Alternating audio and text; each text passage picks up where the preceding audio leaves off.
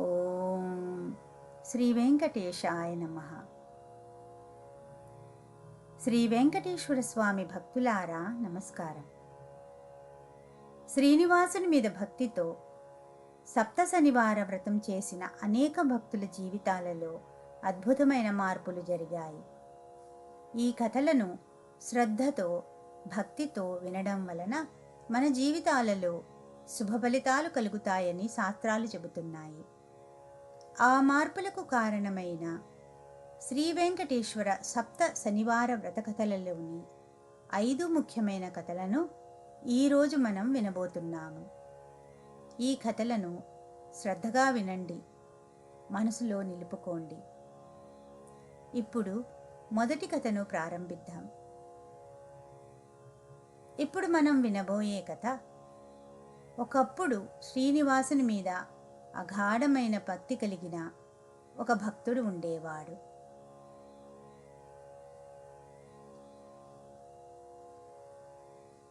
శ్రీ వెంకటేశ్వర వ్రతకల్పము మొదటి అధ్యాయము. శ్రీ భగవాన్ ఉవాచ. కలియుగములో ఒకానొక శుభముహూర్తమున సాక్షాత్తు భూలోక వైకుంఠమే అయిన తిరుమల కొండపై విశ్వపతి అను భక్తునికి శ్రీనివాసుని రూపములో వెలసి శ్రీ వెంకటేశ్వరునిగా భక్తులచే కొలువబడుతున్న శ్రీమన్నారాయణుల వారు శ్రీ వెంకటేశ్వర వ్రతకల్పంగా ప్రసిద్ధి నొందే ఈ వ్రతం గురించి గ్రంథం రచించవలసిందిగా అనుగ్రహించి అనుజ్ఞనిచ్చి ఈ విధంగా చెప్పసాగారు. ఓ ఈ ప్రియభక్త విశ్వపతి నామధేయ, నా ప్రియభక్తుడవైన నీకు ఇప్పుడు ఒక విశేష వ్రతకల్పం గురించి వివరిస్తున్నాను. ఈ వ్రతము నాకు అత్యంత ప్రియమైనది, అందరూ ఆచరించుటకు ఎంతో సులభతరమైనది. కలియుగంలో మానవులు తమ తమ పూర్వజన్మ ఫలాలను అనుభవిస్తూ తిరిగి అనేక పాపకర్మలను నరిస్తూ అనేక కష్టాల పాలవుతున్నారు. వీరిలో నా భక్తులైన కొందరు వారి వారి కష్టాలను నివారించవలసిందిగా నన్ను వేడుకుంటున్నారు.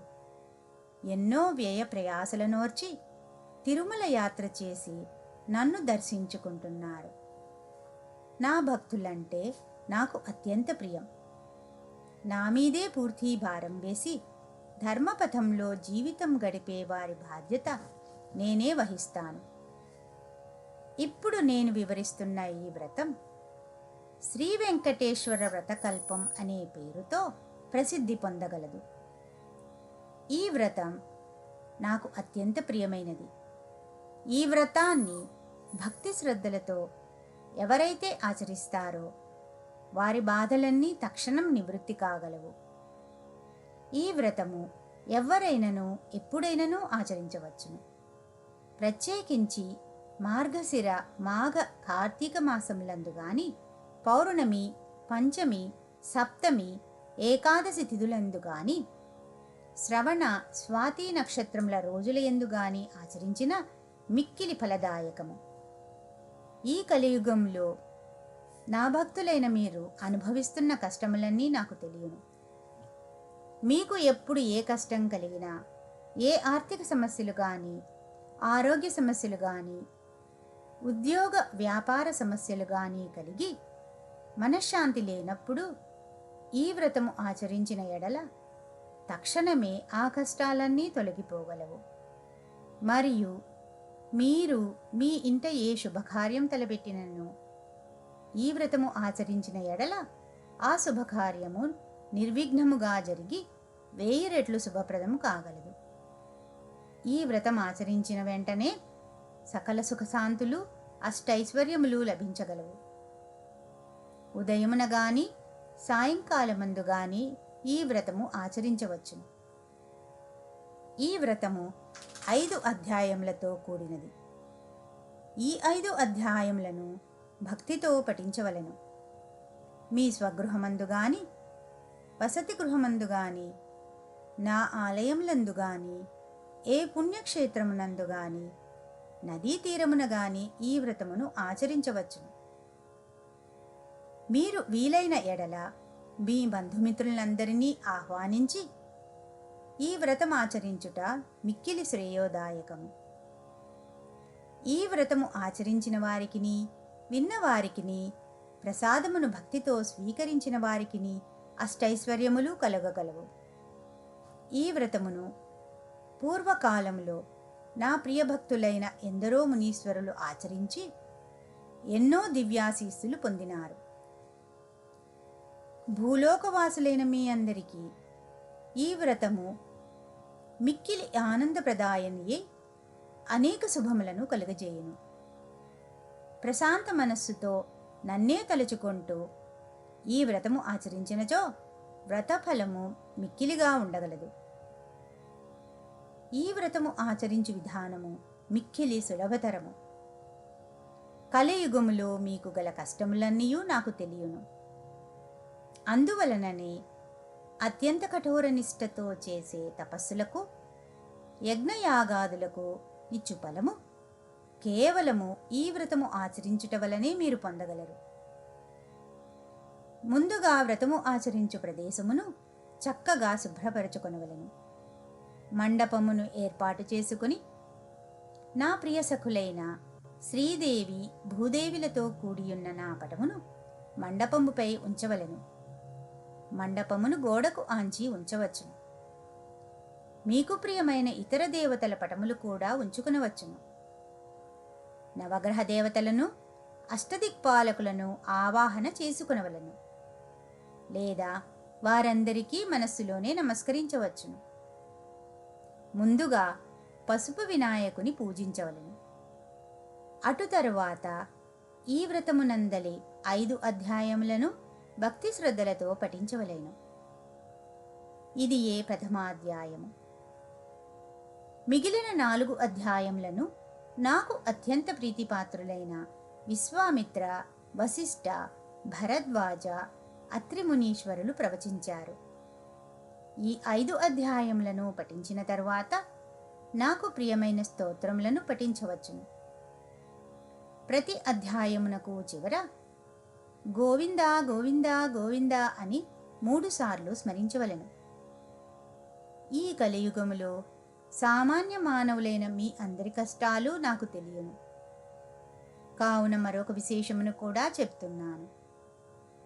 ఈ వ్రతమును ఇంత వివరముగా చేసుకున్న శక్తి లేనివారు మీరు ఒక్కరే నా పటమును ఎదురుగా ఉంచుకుని విఘ్నేశ్వరునికి, నవగ్రహ దేవతలకు, అష్టదిక్పాలకులకు మనస్సులోనే నమస్కరించి ఈ 5 కథలను పఠించి మీకు వీలున్న ఏ ఫలమునైనా నాకు నివేదించి ప్రసాదముగా స్వీకరించవచ్చును. ఈ విధముగా చేసినా కూడా మీ కార్యసిద్ధి కాగలదు. మీ కష్టములన్నీ తొలగిపోగలవు. మీకు సకల శుభములు కలుగును. ఎవరైతే ఈ వ్రతము అత్యంత భక్తి శ్రద్ధలతో ఆచరిస్తారో వారి గృహమునకు స్వయముగా నేనే ఏదో రూపంలో వచ్చి ప్రసాదాన్ని స్వయంగా స్వీకరిస్తాను. నా అనుగ్రహము మీ అందరి యందు ఎల్లప్పుడూ ఉంటుంది. శ్రీ స్వామివారు తిమ్మరజు విశ్వపతి రామకృష్ణమూర్తి విశ్వపతి అను భక్తునికి ఈ విధంగా తనకు అత్యంత ప్రీతికరమై తానెల్లప్పుడూ నివసించే తిరుమల కొండపై ఈ వ్రత విధానమును అనుగ్రహించారు. కలియుగవాసులైన మనమందరము ఈ వ్రతమునాచరించి శ్రీ వెంకటేశ్వర స్వామి వారి అనుగ్రహమునకు పాత్రులు కావలెను. ఈ వ్రతమాచరించినంతనే మన కష్టములన్నీ తొలగిపోయి అనేక శుభ ఫలితములు పొందవచ్చును. గోవింద గోవింద గోవింద. ప్రథమోధ్యాయము సమాప్తం. శ్రియకాంతాయ కళ్యాణ నిధయే నిధయేర్తినాం. శ్రీవేంకట నివాసాయ శ్రీనివాసాయ మంగళం. ప్రథమోధ్యాయము సమాప్తం. భక్తులారా, ఈ కథ మనకు చెప్పే సందేశం ఏమిటంటే, శ్రద్ధతో, సహనంతో శ్రీ వెంకటేశ్వర వ్రతాన్ని ఆచరించిన వారికి స్వామి తప్పకుండా అనుగ్రహిస్తాడు.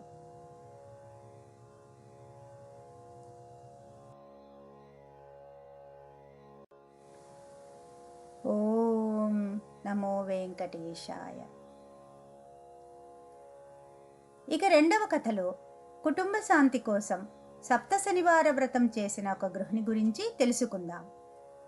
ఈ కథ ద్వారా మనకు అర్థమయ్యేది, కుటుంబ శ్రేయస్సు కోసం శ్రద్ధగా చేసిన వ్రతం శాంతి ఐక్యతను అందిస్తుంది. ఓం నమో వెంకటేశాయ. శ్రీ వెంకటేశ్వర వ్రతకల్పము 2వ అధ్యాయము. శ్రీ విశ్వామిత్ర ఉవాచ. ఈ అధ్యాయమును మనకు మహాతపస్సంపన్నులైన సాక్షాత్తు శ్రీ విశ్వామిత్రుల వారు అనుగ్రహించారు. ఓ కలియుగవాసులారా, శ్రీనివాసుని ప్రియభక్తులారా, మీరు ఆచరిస్తున్న ఈ శ్రీ వెంకటేశ్వర వ్రతకల్పము అతి పవిత్రమైనది, మహామహిమాన్వితమైనది. కలియుగములో ఆ శ్రీమన్నారాయణుని కరుణాకటాక్షములు పొందడానికి మిక్కిలి సులభ మార్గము. పూర్వకాలమున అనేక మంది శ్రీవారి భక్తులు ఈ వ్రతం ఆచరించి తమ తమ అభీష్ట సిద్ధి పొందియున్నారు. ఇంత సులభతరమైన వ్రతకల్పము మనకు అనుగ్రహించిన ఆ శ్రీ వెంకటేశ్వర స్వామివారికి ముందుగా మనమందరము నమస్కరించవలెను. పూర్వకాలమున మగధ సామ్రాజ్యంలో విష్ణుచిత్తుడనే శ్రీవారి ప్రియభక్తుడు ఉండేవాడు. అతనికి 9 మంది స్త్రీ సంతానము కలిగిరి. ఎంతో పాండిత్యము కలిగినను మిక్కిలి పేదరికముతో బాధపడుచుండెడివాడు. విష్ణుచిత్తుని భార్య తారామతి ఎల్లప్పుడూ శ్రీమన్నారాయణుణ్ణి ప్రార్థిస్తూ ఉండేది. అప్పుడప్పుడు వివాహాది శుభకార్యాల పౌరోహిత్య కార్యక్రమంలో దక్షిణగా వచ్చడి కొద్ది సొమ్ముతో ఎంతో కష్టాలు పడుతూ కాపురం సాగిస్తున్నారు ఆ దంపతులు. కుమార్తెలకు యుక్త వయస్సు సమీపించింది. తారామతికి ఎప్పుడూ వీరి వివాహము ఎట్లు జరిపించవలెనా అని చింతగా ఉండేది. ఆ శ్రీనివాసునే ప్రార్థిస్తూ కాలం గడుపుతుండేది. ఓ శ్రీనివాస భక్తులారా, ఆశ్రిత జనరక్షకుడైన శ్రీ వెంకటేశ్వర స్వామి వారికి తన భక్తులన్న అపార ప్రేమయని మనకందరికీ తెలిసినదే కదా. ఆనాడు మాఘ పౌర్ణమి. ఉదయాన్నే ఒక వృద్ధ బ్రాహ్మణుడు విష్ణుచిత్తుని ఇంటి తలుపు తట్టాడు. అయ్యా, నేను వంగదేశపు వాసిని. ఒక యజ్ఞం నిమిత్తం వెళుతూ దారి మధ్యలో ఈ దేశం వచ్చాను. దయచేసి ఈ ఒక్కరోజు మీ ఇంట్లో ఉండనిచ్చినచో తిరిగి రేపు ఉదయమే వెళ్ళిపోగలను అని విష్ణుచిత్తుని ఆర్థించాడు.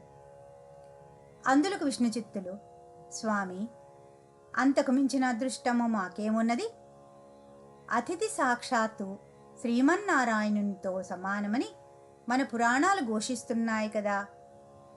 తమరు ఎటువంటి సంకోచం లేకుండా మా ఇంటిలో తప్పక ఉండవలసిందే అని ముసలి బ్రాహ్మణుడిని లోనికి తీసుకువచ్చి సపర్యలు గావించాడు. ఆ రోజు మధ్యాహ్నం భోజనానంతరము ఆ వృద్ధ బ్రాహ్మణుడు తారామతితో ఇలా అన్నాడు. ఏమమ్మా, దిగులుగా ఉన్నావు? ఏమిటి నీ బాధ? ఏమీ సంకోచించకుండా చెప్పు అన్నాడు. అప్పుడు తారామతి, స్వామి, తమరు మహా తపస్సంపన్నులు. తేజస్సులో సాక్షాత్తు ఆ వైకుంఠవాసుని మాదిరిగా ఉన్నారు. మీ వద్ద దాచేదేమున్నది? నా మనోవ్యధంతా నా పుత్రికల వివాహం గురించియే అని విన్నవించుకున్నది. అంతటా ఆ విప్రోత్తముడు చిరునవ్వు నవ్వి, తల్లి, నీ బాధ నేను గ్రహించితిని. నీ కష్టములన్నీ తొలగిపోయి కుమార్తెలకు శుభప్రదముగా వివాహము కాగలుగుటకు ఒక అద్భుత వ్రతము మీకు చెప్పుదును. ఈ వ్రతము ఆచరించిన మీ కష్టములన్నీ పటాపంచలు కాగలవు. శ్రీ వెంకటేశ్వర వ్రతమను ఈ వ్రతము మిక్కిలి సులభతరము అని చెప్పి ఆ వ్రత విధానమంతయు ఆ దంపతులకు వివరించాడు. అంతట విష్ణుచిత్తుడు, స్వామి, మహాసంతోషం. ఇంతకు మించి మహాభాగ్యం ఏముంటుంది?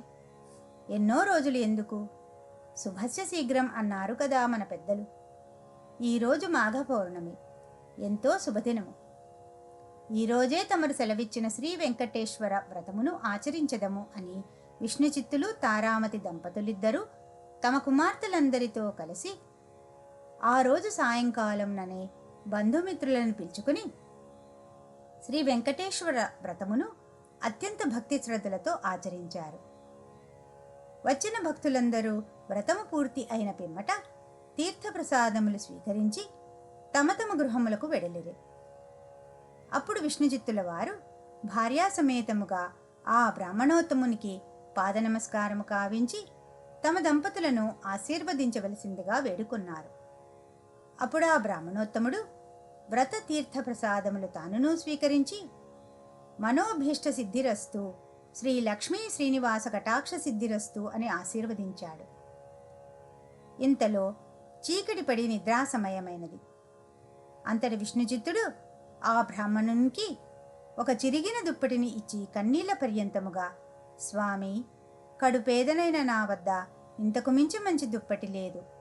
ఈ రాత్రికి నన్ను క్షమించి దీని యందే విశ్రమించవలసింది అని వేడుకొన్నాడు. అందుకు ఆ బ్రాహ్మణుడు చిరునవ్వు నవ్వి ఏమీ చింతించవలదని చెప్పి తను బయట వసారాలో పడుకుంటానని చెప్పాడు. కొద్దిసేపటికే అందరూ నిద్రకు ఉపక్రమించారు. రాత్రి 4వ జామున ఉరుములు మెరుపులతో పెద్ద వర్షం మొదలైంది. అంతా కటిక చీకటి. గాఢాంధకారంలో కంటికి ఏమీ కానరావట్లేదు. విష్ణుచిత్తునికి బయట పడుకున్న ఆ ముసలి బ్రాహ్మణుడు ఎలా ఉన్నాడో అని బెంగగా ఉంది. కానీ ఈ గాఢాంధకారంలో ఏమీ కనిపించక ఎప్పుడెప్పుడు తెల్లవారుతుందా అని ఆ రాత్రి గడిపారు ఆ కుటుంబం అంతా. ఇంతలో తెల్లవారింది. వాన తేలిక పడింది. బయట బ్రాహ్మణుడు ఏమైనాడో, ఎంత బాధపడ్డాడో అనుకుంటూ బయటకు వచ్చిన ఆ దంపతులకు అద్భుత దృశ్యం కనిపించింది. అక్కడ విప్రోత్తముడు లేడు. చిరిగిన దుప్పటి స్థానంలో పట్టు పీతాంబరం ఉంది. ఆ పీతాంబరంపై శ్రీ వెంకటేశ్వర స్వామి వారి విగ్రహం చిరునవ్వుతో కనిపించింది. జరిగినదంతా ఆ దంపతులకు అర్థమైంది. వారి ఆనందానికి ఆవధులు లేవు. వచ్చింది సాక్షాత్తు ఆ శ్రీమన్నారాయణుడే. ఆహా, ఏమి మన భాగ్యము! కానీ ఆ స్వామి వారిని గ్రహించలేకపోతిమే. చివరికి చినిగిన దుప్పటిచ్చినామే అని తలుస్తూ శ్రీ స్వామివారి విగ్రహాన్ని కళ్ళకద్దుకుని ఇంట్లోకి వచ్చారు. ఇల్లంతా స్వర్ణమయంగా కనిపించింది. అంతటా ధనరాశులే. ఆహా, శ్రీ వెంకటేశ్వర స్వామి వారి వ్రతకల్ప మహత్యము వలన కదా ఇదంతయూ జరిగినది అని ఆ స్వామిని అనేక విధాలా స్తుతించారు. చూసారా, సాక్షాత్తు శ్రీ స్వామివారే ఆ భక్తుని ఇంటికి అతిథి రూపంలో వచ్చి వ్రత విధానము చెప్పటమే కాకుండా తీర్థప్రసాదాలు కూడా తానే స్వయంగా స్వీకరించారు. శ్రీ స్వామివారు అంతటి కరుణామయుడు. ఎవరైతే భక్తి శ్రద్ధలతో ఈ వ్రతమాచరిస్తారో వారింటికి తానే స్వయంగా ఏదో రూపంలో తప్పక వస్తారు. మీరందరూ కూడా ఈ వ్రతాన్నే ఆచరించి స్వామి కరుణా కటాక్షాలు పొందండి. శ్రీ లక్ష్మీ శ్రీనివాస కటాక్ష సిద్ధిరస్తు అని విశ్వామిత్రుల వారు సెలవిచ్చారు. గోవిందా గోవిందా గోవింద. 2వ అధ్యాయము సమాప్తం. శ్రియకాంతాయ కళ్యాణ నిధయే నిధేయర్తినాం. శ్రీ వెంకట నివాసాయ శ్రీనివాసాయ మంగళం.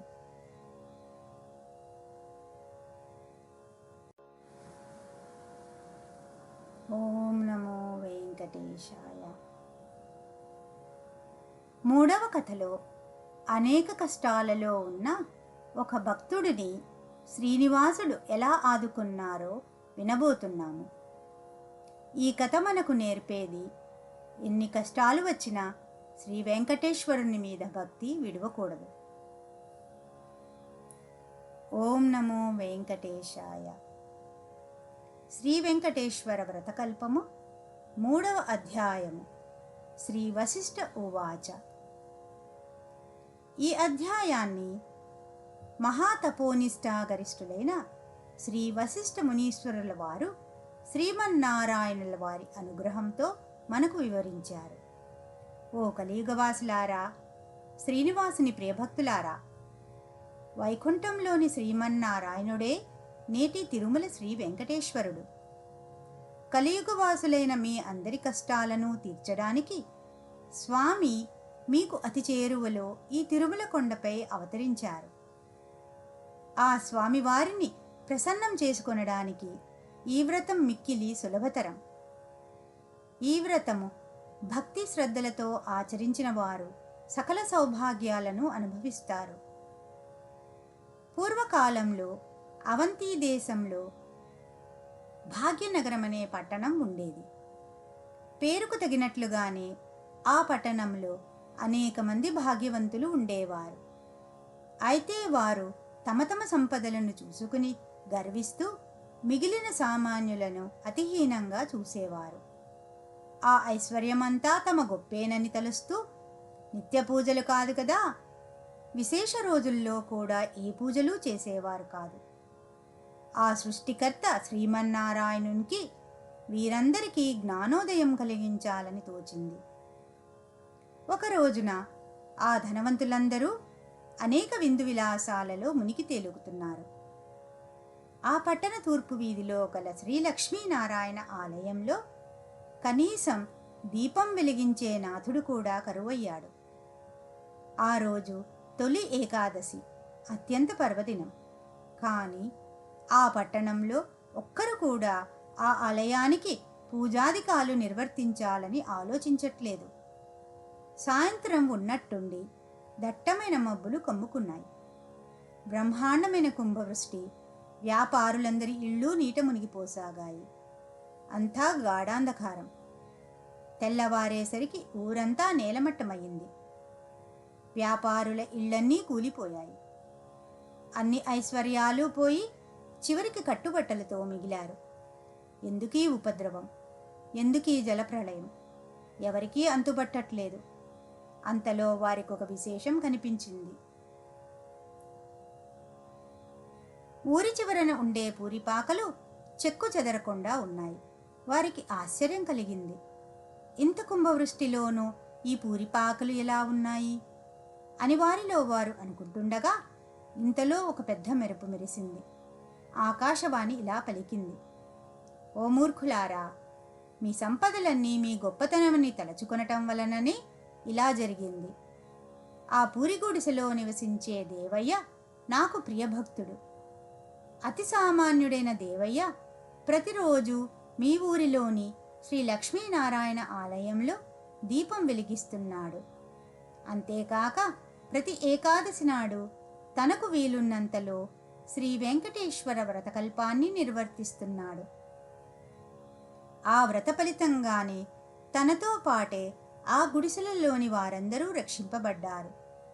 మీరందరూ కూడా ఆ వ్రతం ఆచరించిన ఎడల మీ ఐశ్వర్యాలను తిరిగి పొందగలరు అని వినిపించింది. వెంటనే వారందరూ ఆ ఆలయానికి వెళ్ళి తక్షణమే అందరూ తలకొపనికి పూనుకుని శ్రీ వెంకటేశ్వర వ్రతకల్పాన్ని ఆచరించారు. ఆ వ్రత ఫలితంగా అందరి గృహాలు పూర్వరూపంలో కనిపించాయి. అది మొదలుగా ఆవర్తకులందరూ శ్రీవారి భక్తులై ప్రతి ఏకాదశి నాడు శ్రీ వెంకటేశ్వర వ్రతకల్పాన్ని ఆచరిస్తూ బ్రతికినంతకాలం సుఖ సౌభాగ్యాలతో ఉండి చివరికి ముక్తిని పొందారు అని శ్రీ వశిష్ఠుల వారు వివరించారు. గోవిందా గోవిందా గోవిందా. 3వ అధ్యాయము సమాప్తము. శ్రియ కాంతాయ కళ్యాణ నిధయే నిధయేర్తిన శ్రీ వెంకట నివాసాయ శ్రీనివాసాయ మంగళం. 3వ అధ్యాయము సమాప్తం. ఓం నమో వెంకటేశాయ. 4వ కథలో మనసులో ఉన్న కోరిక నెరవేరడానికి సప్త శనివార వ్రతం ఎలా సహాయపడిందో తెలుసుకుందాం. ఈ కథ చెప్పేది నిస్వార్థంగా చేసిన ప్రార్థన శ్రీనివాసుని అనుగ్రహాన్ని పొందుతుంది. ఓం నమో వెంకటేశాయ. శ్రీ వెంకటేశ్వర వ్రతకల్పము 4వ అధ్యాయము. శ్రీ భరద్వాజ ఉవాచ. శ్రీమన్నారాయణునికి అత్యంత ప్రీతికరమైనటువంటి ఈ శ్రీ వెంకటేశ్వర వ్రతకల్పములోని 4వ అధ్యాయమును మహామునీశ్వరులు శ్రీ భరద్వాజ మహర్షుల వారు ఈ విధంగా చెబుతున్నారు. ఓ కలియుగవాసులారా, శ్రీమన్నారాయణ ప్రియభక్తులారా, మీరు ఆచరిస్తున్నటువంటి శ్రీ వెంకటేశ్వర వ్రతకల్పము అద్భుతమైనది. మీ కోరికలన్నింటినీ తక్షణమే తీర్చగల ఉపాయము. శ్రీ వెంకటేశ్వరుని ప్రసన్నుని గావించుకొనడానికి అత్యంత సులభతర మార్గం ఇదియే. మీ అందరినీ అనుగ్రహించడానికి సాక్షాత్తు ఆ వైకుంఠవాసుడే కలియుగంలో తిరుమల కొండపై శ్రీనివాసునిగా వెలిశాడు. ఎన్నో జన్మల పుణ్యఫలం చేత గాని తిరుమల కొండపై కాలిడడం సాధ్యం కాదు. స్వామి దర్శనము సాధ్యము కాదు. ఇదే విధముగా ఈ శ్రీ వెంకటేశ్వర వ్రతకల్పము ఆచరించే సంకల్పము కలుగుట కూడా ఎంతో పూర్వజన్మ పుణ్యఫలము వలనే కాని సాధ్యము కాదు. ఆచరిస్తున్నవారు, కథలు విన్నవారు, ప్రసాదము స్వీకరించిన వారు శ్రీవారి కృపకు పాత్రులై ఎంతో మహాభాగ్యము పొందుదురు. పూర్వకాలమున నగరి అనే గ్రామములో ధనగుప్తుడనే వ్యాపారుడు ఉండేవాడు. అతడు మహాలోభి. ఎంత ఐశ్వర్యములు సంపాదించిననో అతని లోభితనమునకు అంతు లేకుండెను. ఈ ఐశ్వర్యమంతయు తన గొప్పయే అనుకుని విర్రవీగెడివాడు. ఎంతటి వారైనను ఈ అహంకారమే కదా అథోపాతాళమునకు త్రోసివేయినది. ధనగుప్తుని భార్య కాంతిమతి మాత్రము ఎంతో భక్తి శ్రద్ధలు కలిగి ఉండెను. వారికి 3 పుత్రికలు. చివరి పుత్రికైన కుమారికి దైవభక్తి ఎక్కువగా నుండెడిది. ఎల్లప్పుడూ ఆ శ్రీనివాసునే తలస్తూ ఉండేది. తండ్రికి తెలియకుండా వీలున్నప్పుడల్లా శ్రీ వెంకటేశ్వర స్వామి వారి ఆలయానికి వెళ్ళి స్వామిని దర్శించుకుని వస్తుండేది. ఇంటికి తీసుకువచ్చిన ప్రసాదాన్ని అందరూ స్వీకరించినా తండ్రి మాత్రం ఎప్పుడూ తీసుకునేవాడు కాదు. భర్త యొక్క ఈ ప్రవర్తనకు కాంతిమతి మిక్కిలి చింతించెడిది. ఒకరోజు కుమారి తన స్నేహితుల ఎంట శ్రీ వెంకటేశ్వర వ్రతము జరుగుతున్నదని తెలుసుకుని తాను కూడా వ్రతకథలను వినుదామని వెళ్ళింది. వ్రతము పూర్తి అయ్యేసరికి మిట్ట మధ్యాహ్నం అయింది. ప్రసాదము తాను స్వీకరించి కొంచెము పొట్లముగా కట్టించుకుని ఇంటికి బయలుదేరినది. మార్గమధ్యమునకు వచ్చేసరికి ఎండ తీవ్రత ఎక్కువైనది. ఎక్కడైనా కొంచెం దాహం తీర్చుకుందామని తలచగానే ఆ పక్క వీధిలోనే తన తండ్రి అంగడి ఉందని గుర్తొచ్చింది. ఆ అంగడికి వెళ్ళి ఈ వ్రతము గురించి తండ్రికి చెప్పకుండా నీళ్లు అడిగి తాగింది. తండ్రి కోపగించుకుంటాడనే భయంతో కంగారుగా దాహం తీర్చుకుని వడివడిగా ఇంటి దారి పట్టింది. ఈ హడావిడిలో కుమారి ప్రసాదం పొట్లం దుకాణంలోనే మర్చిపోయి వదిలివేసింది. ఇంతలో ఆ బజారులో ఒక్కసారిగా అలజడి మొదలైంది. ప్రజలందరూ హాహాకారాలు పెడుతూ పరిగెడుతున్నారు. పెద్ద అగ్ని ప్రమాదం సంభవించి ఆ వీధిలోని అంగళ్ళు అగ్నిదేవుని ప్రతాపానికి ఆహుతి కాసాగాయి. అసలే మిట్ట మధ్యాహ్నం, దానికి తోడు తీవ్రమైన వడగాలి. ధనగుప్తుడి శరీరం భయంతో కంపించింది. ఇంకొద్ది క్షణాలలో తన కళ్ళ ఎదుటే తన అంగడి కూడా బూడిద కావలసిందే. ఈ ఆలోచనతో చేతులు వణికిపోతున్నాయి. అంగటి నుంచి అందరూ బయటకు పరుగులు తీశారు. కానీ తాను ఉండిపోయాడు. విడిచిపోబుద్ధి కావట్లేదు. ఉంటే తాను మసైపోగలడు. ఈ కంగారులో చేతికి ఏదో పొట్లం తగిలింది. ఏ ఆలోచన లేకుండా తీసి నోట్లో వేసుకున్నాడు. తీయగా అనిపించింది. అంతేకాదు, మనస్సు కొంచెం స్థిమితపడ్డట్టు కూడా తోచింది. అప్పుడే ఒక అద్భుత సంఘటన జరిగింది. మంటలన్నీ ధనగుప్తుడి ముందు దుకాణం వద్దే ఆగిపోయాయి. ఒక్క నిప్పురవ్వ కూడా తన దుకాణంపై పడలేదు. ఏమి ఈ విచిత్రం? ఏమి ఈ మాయ? ధనగుప్తుడి నోటి మాట రాలేదు. ఇంతలో ఈ వీధిలో అగ్ని ప్రమాదం జరిగిందని ఇంటిలో తెలిసి భార్య కాంతిమతి కుమార్తెలతో సహా భయాందోళనతో ఆ శ్రీనివాసునే ప్రార్థిస్తూ అక్కడికి వచ్చారు. అంగడి వరకు వచ్చిన మంటలు పక్కనే ఉన్న అంగడి వద్దే ఆగిపోవడం చూసి సంభ్రమాశ్చర్యాలకు లోనయ్యారు. అప్పుడు కుమార్తెకు తాను అంగడిలో మరిచిన పొట్లం గుర్తుకు వచ్చింది. ధనగుప్తుడు అంతకుముందు తాను తిన్నది ఆ పొట్లంలోనే పదార్థంగా గ్రహించాడు. కుమారి ఆ పొట్లం శ్రీ వెంకటేశ్వర స్వామి వారి ప్రసాదమని, తాను వ్రతంలో పాల్గొనటం అంతా వివరించింది. తాను స్వీకరించిన ఆ ప్రసాద మహత్యం వల్లనే తానా ప్రమాదం నుంచి బయటపడినట్లు ధనగుప్తుడు గ్రహించాడు. శ్రీవారిని క్షమించమని చంపలు వేసుకున్నాడు. సాయంకాలమే ఊరివారందరినీ పిలిచి శ్రీ వెంకటేశ్వర వ్రతకల్పము భక్తి శ్రద్ధలతో ఆచరించాడు. అప్పటి నుంచి ఆ వర్తకుడు పూర్తిగా స్వామివారి సేవలకే శేష జీవితాన్నంతా గడిపి చివరికి ముక్తిని పొందాడు. కేవలం ప్రసాదాన్ని స్వీకరించినంతనే ఎంత ఆపద నుండి బయటపడ్డాడో చూశారు కదా. ఈ వెంకటేశ్వర వ్రత మహాత్మ్యము అంతటి అద్భుతమైనది. మీరందరూ వీలున్నప్పుడల్లా ఈ వ్రతం ఆచరించి శ్రీనివాసుని కృపకు పాత్రులు కావలసింది అని భరద్వాజుల వారు అనుగ్రహించారు. గోవింద గోవింద గోవింద. 4వ అధ్యాయము సమాప్తం.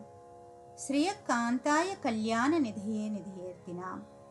శ్రీ వెంకట నివాసాయ శ్రీనివాసాయ మంగళం. 4వ అధ్యాయము సమాప్తం.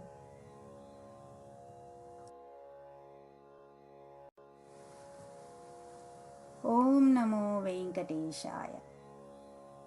ఇప్పుడు చివరి కథలో శ్రీ వెంకటేశ్వరుని కృపను పొందిన ఒక భక్తుని కృతజ్ఞతాభావాన్ని వినబోతున్నాము.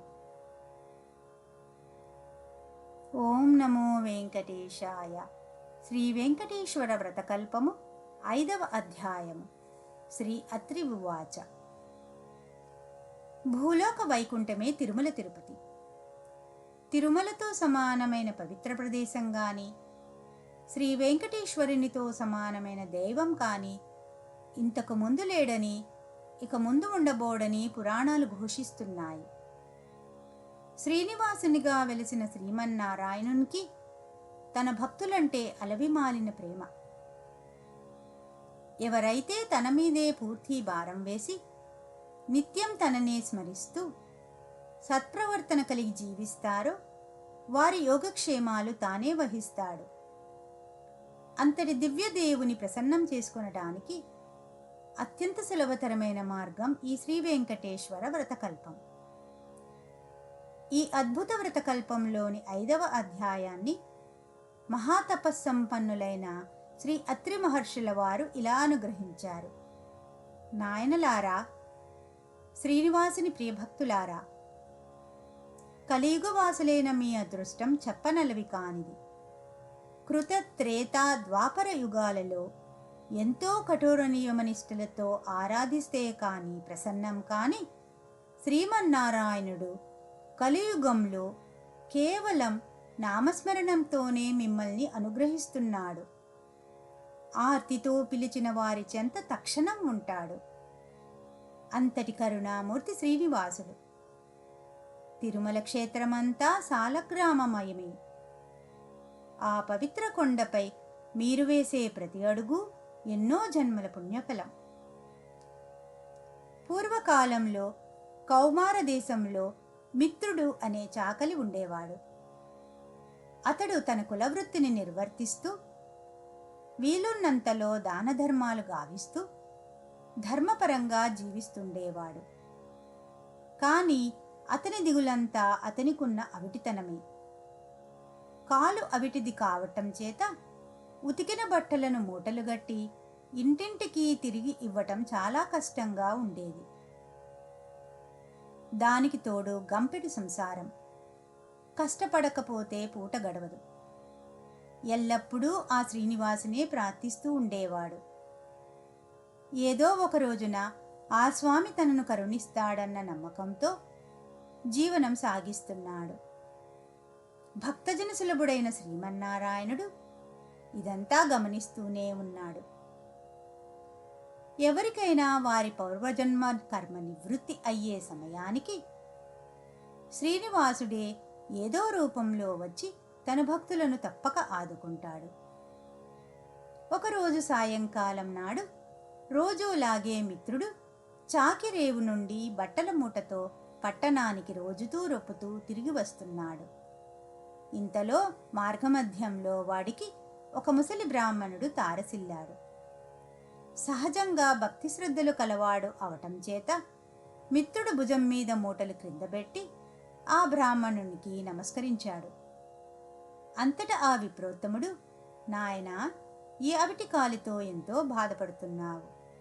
నీ బాధ చూడడానికే కష్టంగా ఉంది. నువ్వెంత కష్టపడుతున్నావో కదా అని అన్నాడు. అప్పుడు మిత్రుడు, స్వామి, మీరెవరో మహానుభావుల్లాగా ఉన్నారు. గంపెడు సంసార భారం చేత నాకీ పని తప్పటం లేదు. ఈ అవిటితనం పోయే మార్గం ఏదైనా సెలవియ్యవలసింది అని విన్నవించుకున్నాడు. అప్పుడు ఆ ముసలి బ్రాహ్మణుడు, నాయనా, తప్పక చెబుతాను, సావధానంగా విను. నీ అవటితనం పోవటమే కాకుండా నీకు అష్టైశ్వర్యాలు కలిగే వ్రతం ఒకటి చెబుతాను. వ్రతము ఆచరించిన మరుక్షణమే నీకు 1000 వరహాలు లభిస్తాయి. అయితే ఒక షరతు, అందులో సగం నాకు సమర్పించాలి. రేపు మళ్ళీ ఇదే సమయానికి ఇక్కడికి వస్తాను అని చెప్పాడు. అప్పుడు మిత్రుడు, స్వామి, ఇంతకు మించిన మహాభాగ్యం ఏముంటుంది? ఆ వ్రతమేదో ఈరోజే ఆచరిస్తాను, సెలవియ్యండి అని ప్రార్థించగా ఆ బ్రాహ్మణుడు శ్రీ వెంకటేశ్వర వ్రతకల్పాన్ని వివరంగా చెప్పాడు. మిత్రుడు రెట్టించిన ఉత్సాహంతో ఇంటికి వచ్చి ఈ విషయమంతా భార్యకు చెప్పి ఇరుగు పొరుగుల వారిని ఆహ్వానించి శ్రీ వెంకటేశ్వర వ్రతాన్ని ఆచరించి తీర్థప్రసాదాలు తాను స్వీకరించి వచ్చిన వారందరికీ పంచాడు. ఇంతలో ఇంటి బయట ఏదో కోలాహలం వినపడింది. మిత్రుడి కుమారుడు బయట నుంచి ఇంట్లోకి పరుగు పరుగున వచ్చి, అయ్యా, రాజభటులు నీకోసం వచ్చారు. రాజుగారు నీకు కట్న కానుకలు పంపించారట అన్నాడు. ఇంతలో రాజభటులు వచ్చి మిత్రుడిని రాజుగారి ఆస్థానంలో చాకలిగా నియమించారని, 1000 వరహాలు బహుమానంగా పంపారని చెప్పి మిత్రుడి చేతిలో 1000 వరహాల మూట పెట్టారు. 1 వారం లోపల వచ్చి రాజుగారి కొలువులో చేరవలసిందని చెప్పారు. మిత్రుడి ఆనందానికి ఆ అవధులు లేవు. వారం దాకా ఎందుకు, రేపే వెళ్ళాలి అని మూటాముల్లే సర్దుకుని మరుసటి రోజు తెల్లవారుజామునే ప్రయాణమయ్యాడు. ఈ ఆనందంలో ఆ ముసలి బ్రాహ్మడి సంగతే మర్చిపోయాడు. దారి మధ్యలో గుర్తుకు రాగా 1 నెల తరువాత కలువవచ్చులెమ్మనుకున్నాడు. వెళ్ళి రాజాస్థానంలో చేరాడు. రోజులు నెలలు గడుస్తున్నాయి. ఆ బ్రాహ్మడికిచ్చిన మాట పూర్తిగా మర్చిపోయాడు. అంతే, బ్రాహ్మణ రూపంలో వచ్చిన ఆ స్వామివారికి కోపం వచ్చింది. మానవ నైజం అంతేనని అనుకున్నారు శ్రీ స్వామివారు.